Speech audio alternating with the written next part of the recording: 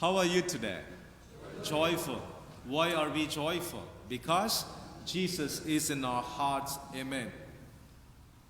A beautiful write-up was found on the entrance wall of a library, which goes thus. Socrates taught for 40 years, and Plato taught for 50 years, and Aristotle taught for 40 years, and Jesus only for 3 years. Yet, he transcended the wall so greatly, and he still transcends, and his impact is so strong. When we compare to any other philosophers, teachers, scientists in the world, Jesus' teachings, Jesus' truth would never be reached. Jesus was never a poet, but all these greatest poets in the world were inspired writing about him. Jesus never draw any picture, but all these greatest drawings of Raphael, Michelangelo, or Leonardo, all of them were inspired by Jesus' life. And Jesus never and ever composed any music. But all these great and finest musicians like Beethoven and other musicians were all inspired when they composed about Jesus' life.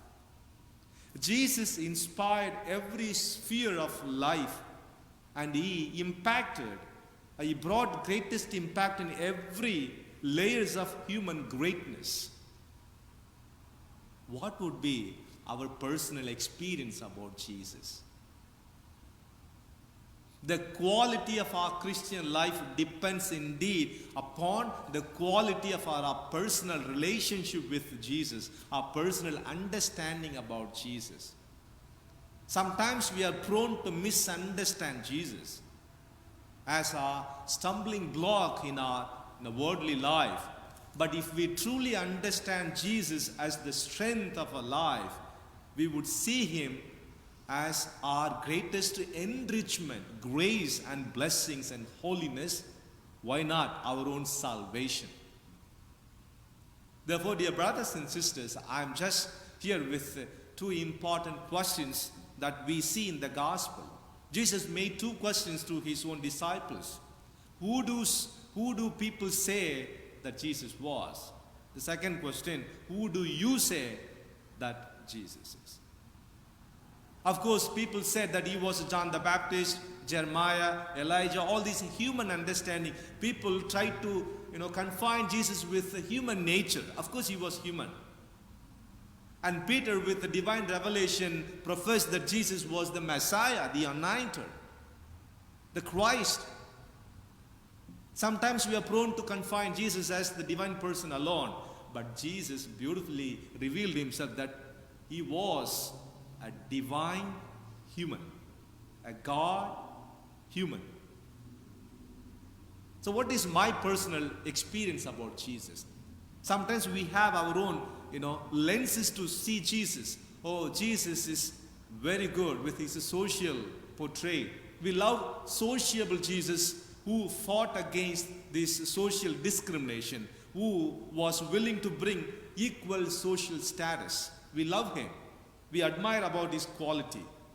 Sometimes we see Jesus as a political person, political Christ, who was fearless against the authority, who raised questions against the political corruption.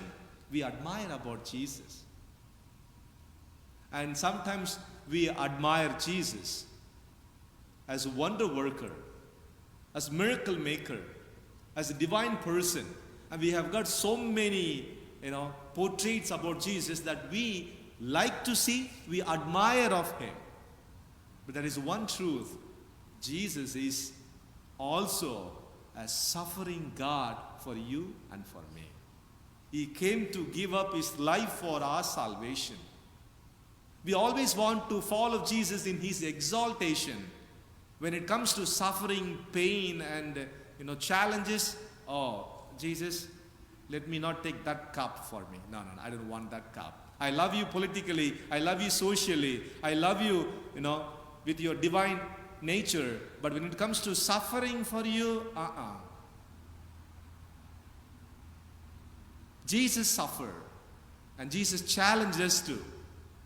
We have to embrace Him. It's not that we go out and become martyrs. We sacrifice our life, but taking little steps to, embrace Jesus and experience Jesus through our own, many sacrifices in our families.